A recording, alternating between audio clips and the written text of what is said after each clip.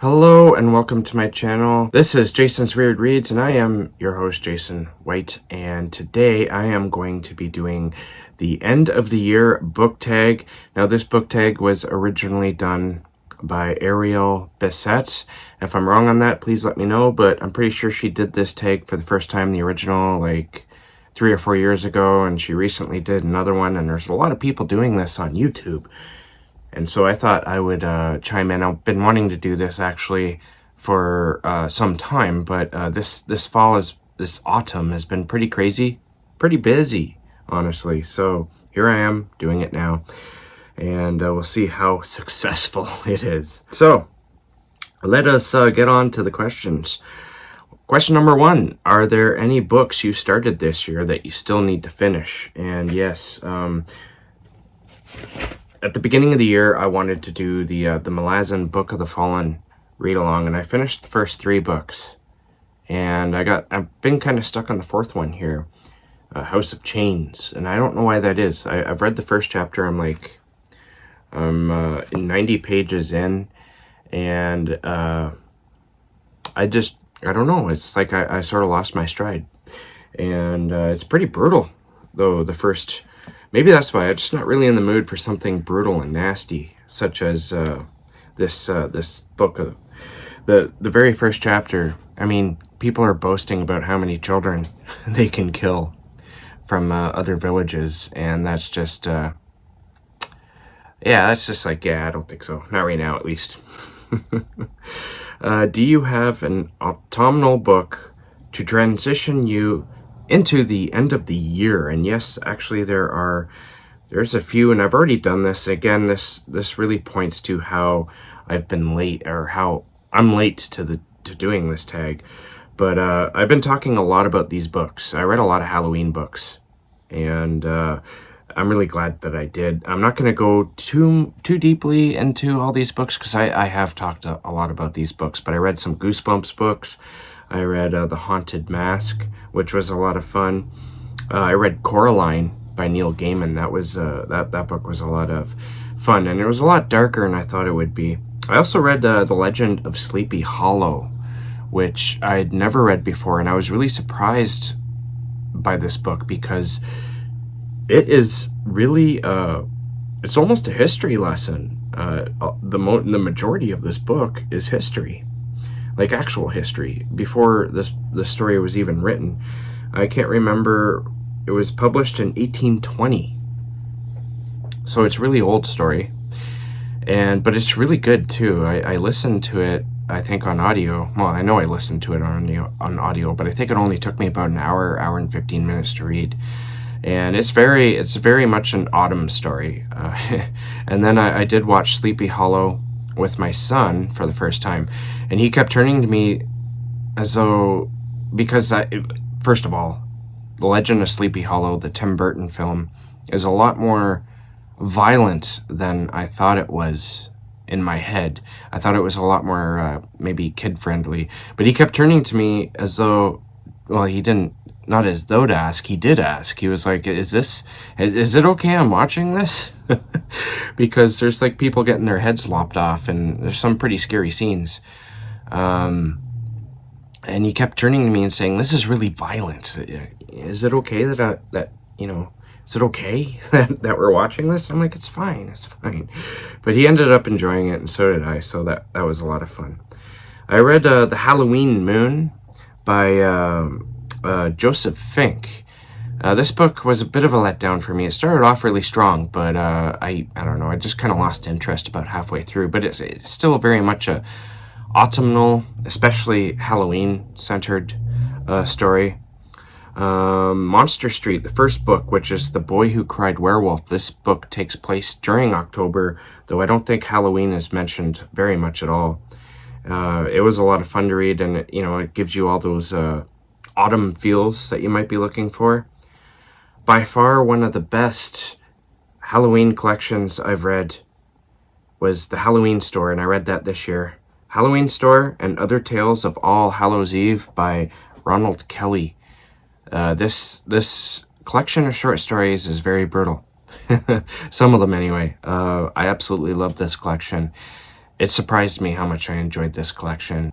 I'm glad that there are more collections coming out that have Halloween stories, and not just autumnal stories, but Halloween stories. So that was really cool. But there was a couple of stories that, although they mentioned Halloween wasn't necessarily the driving force of the story, but the majority of the stories here were. And there was a couple of longer stories in here that really took that idea and ran with it.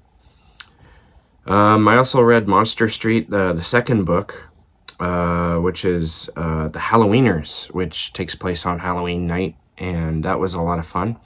And there's a couple of I also read Dracul by Bram Stoker and J.D. Barker. This book, it was very autumnal in my opinion, and I really enjoyed it. I especially enjoyed the first half. The first half was really strong in my opinion, and then it really started to lose, I think, what it had going for it in the first half. So tread into that as you will, but the first half really it seriously captured my attention. All right, I think I answered that question, because there's quite a few autumnal books there that I read for autumn. Question number 3 is there a new release you're still waiting for? And I really don't think there is. I think I'm not exactly the biggest on reading new releases. I know that Cameron Chaney, he's going to be releasing a book sometime in the near future. I know he was really cramming it hard, so I don't know when that's coming out exactly. So I guess maybe that. I don't know if it's coming out this year anymore. It might be coming out next year. I guess we'll see. Kyle Winkler, he recently released Oh Pain, a collection of short stories. That was released just like the other day. I would have participated more in the things that were going on in that release, but I was busy working, and when I'm working, I'm away from the internet pretty much, except for maybe Twitter.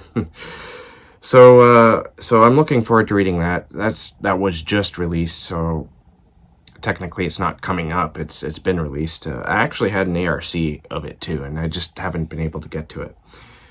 All right, what are 3 books you want to read before the end of the year? And that's an interesting question, because there's only about a month and a half left of the year now. 2021 has been a pretty interesting year. 2020, of course, was the oh my god, the world's ending type of year. But this year, really, we're starting to see some of the effects of everything that the virus, the coronavirus brought.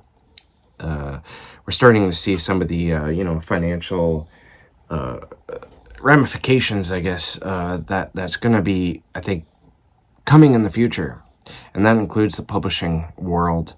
I think we're going to see some changes in the future. We might not. I hope not.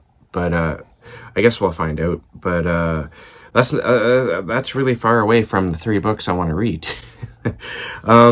Something strange happened to me at the end of when Halloween was over.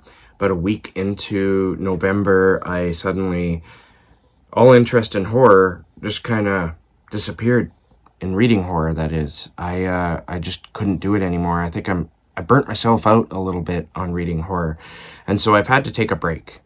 But I still want to read those vampire books that I was talking about in my last From the Hip video. And so that's, of course, Dracula. I haven't gotten to it yet, but I'm planning on getting to that. And The Historian. And also, I've been reading Star Wars books. It's not something I do all that often, but I do enjoy reading Star Wars books. And I've been reading Rogue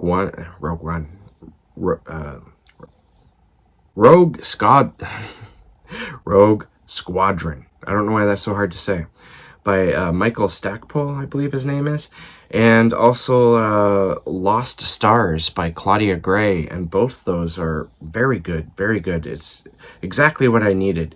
I still have the vampire itch. I just needed a break from all the gloominess, I guess. And I just needed to, I don't know, I needed to put my head where it's always at anyways, in the stars. So I want to read a couple more Star Wars books. And I want to finish off the whole vampire thing.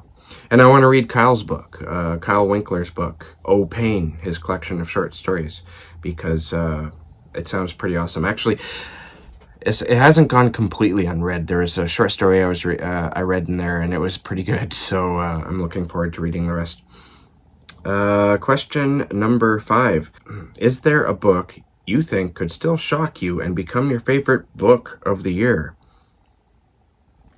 I don't think so, honestly. Unless one of these Star Wars books. I mean, I already read Dracula, so maybe Kyle Winkler's book, Oh Pain. But, you know, these Star Wars books that I've been reading are a lot of fun, so maybe one of them. And final question, have you already started making reading plans for next year? And the answer to that is both yes and no. Last year, at the end of 2020, I did a top 21 books I want to read for 2021, and I think I got to maybe one of them. And that's one reason why I don't like making TBRs, because my mood can change like that. And a very good instance of that is the one, it literally happened this way.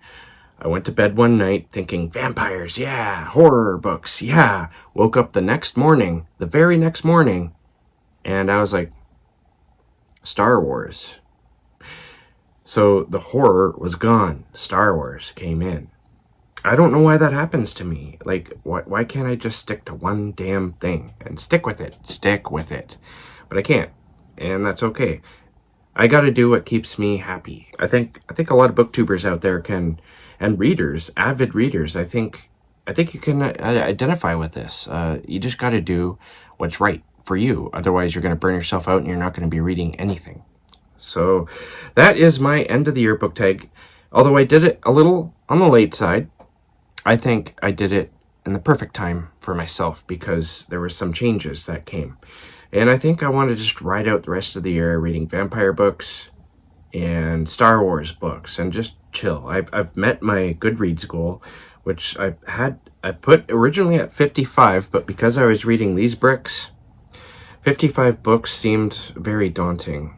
I mean, this book here alone, just the story itself is 1,000 pages. And of course, in case I upload this onto the podcast, I'm talking about House of Chains by Stephen Erickson. This book is 1,000 pages. And that's just the story, not including all the glossaries and all that. And so I became afraid. I took five books off the goal, and I changed it to 50. But I've met that. I've surpassed it, actually. I'm at like I think 70 books, 69 books. I've read 69 books. I'm almost at the 70th because I'm almost done Rogue Squadron. That is a very weird title to say.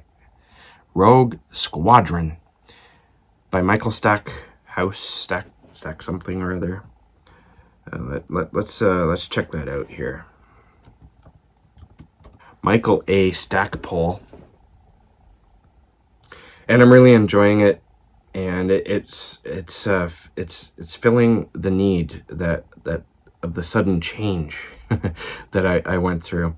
But yeah, so I'm sitting at 69, but Rogue Squadron will be the 70th, and from there we'll just see where I go from there.